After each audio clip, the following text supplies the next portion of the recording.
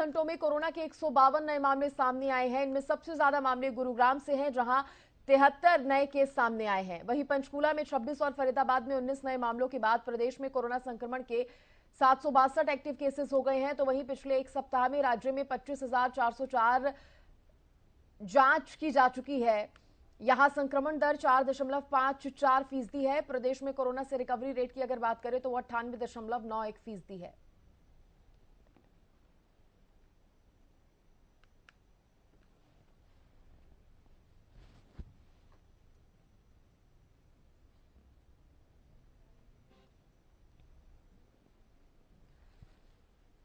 तो हरियाणा में भी कोरोना के जो एक्टिव केसेस हैं वो बढ़ते हुए नजर आ रहे हैं। प्रदेश में कोरोना से रिकवरी रेट हालांकि 98.91% है।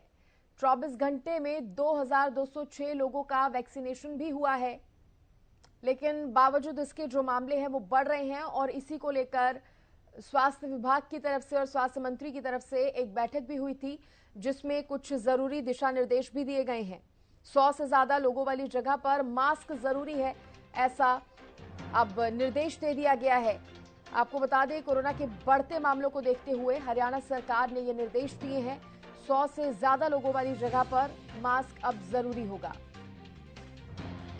ज्यादा जानकारी देने के लिए मेरे सहयोगी संजय राठौर मेरे साथ जुड़ गए हैं। संजय, देखिए, कोविड के जो मामले हैं वो तेजी से बढ़ रहे हैं और परेशान करने की वाली बात यह है कि सबसे ज्यादा जो मामले हैं वो गुरुग्राम से ही सामने आ रहे हैं।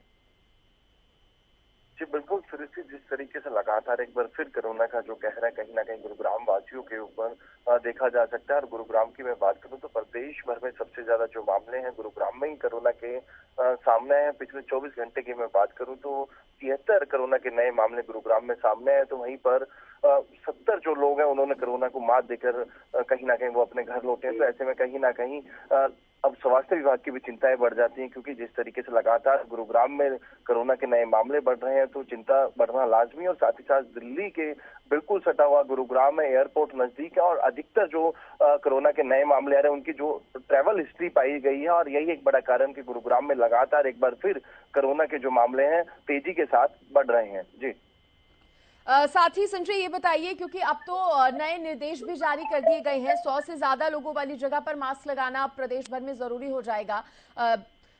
तो क्या लगता है, इसको लेकर थोड़ी सख्ती भी बरती जाएगी? जी बिल्कुल स्वाभाविक सी चीज है, क्योंकि जिस तरीके से लगातार स्वास्थ्य विभाग लोगों से यही अपील कर रहा है कि वो भीड़ भाड़ वाली जगह जाने से बचें, साथ ही साथ मास्क का वो उपयोग करें, सोशल डिस्टेंसिंग मेंटेन करें, क्योंकि एहतियात बरतना ही कहीं ना कहीं कोरोना की जो लड़ाई है इससे जीता जा सकता है। और साथ ही साथ हम बात करें जिस तरीके से स्वास्थ्य विभाग ने भी तमाम प्राइवेट अस्पताल हो या फिर सरकारी अस्पताल हो उनको दिशा निर्देश दे दिए, अधिक से अधिक जो है कोरोना के जो टेस्ट हैं वो किए जाएं। और जिस तरीके से नए आदेश आए कि अब 100 से अधिक जहां भी लोग इकट्ठे होंगे वहां पर मास्क लगाना भी अनिवार्य होगा। तो कहीं ना कहीं अब स्वास्थ्य विभाग के साथ साथ गुरुग्राम पुलिस भी कहीं ना कहीं सख्ती बरती नजर आएगी, क्योंकि पिछला जब कोरोना काल रहा तो कहीं ना कहीं बिना मास्क के जो लोग मिल रहे थे उनके चालान भी काटे जा रहे थे। क्या एक बार फिर देखने वाली बात होगी, क्या एक बार फिर गुरुग्राम पुलिस या फिर स्वास्थ्य विभाग की तरफ से बड़े बहुत बहुत शुक्रिया आपका जानकारी देने के लिए। और देखिए, इस बीच ज्यादा जानकारी देने के लिए फरीदाबाद से ब्यूरो चीफ राजेंद्र दहिया भी मेरे साथ जुड़ गए हैं। और राजेंद्र, मैं आपसे जानना चाहूंगी, देखिए फरीदाबाद में भी मामले जो हैं वो तेजी से सामने आ रहे हैं। गुरुग्राम की बात कहीं ना कहीं फरीदाबाद का नंबर है जो कोरोना के आंकड़े जहां पर सबसे तेजी से आ रहे हों। यहाँ पर अभी क्या एक्टिव केसेस की संख्या बनी हुई है? साथ ही ये भी बताइए कि सख्ती क्या बरती जा रही है अब इसको लेकर?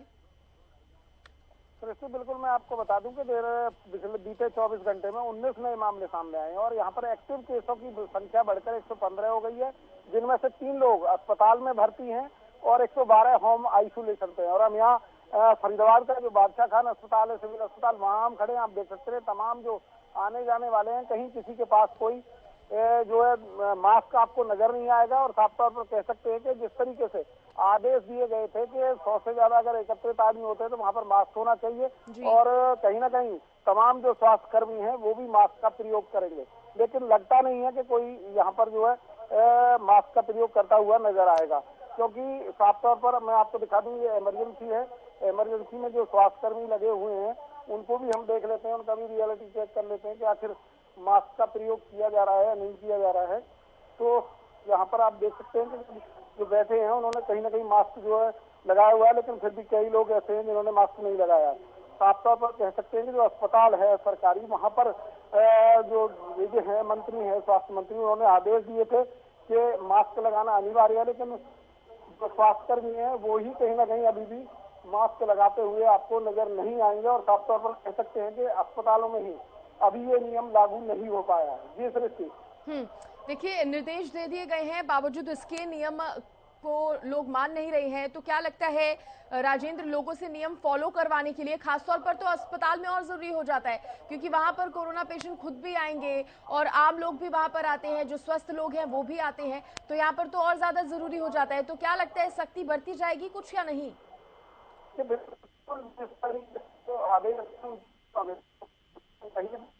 करने का इसी अगर आप देख सकते हैं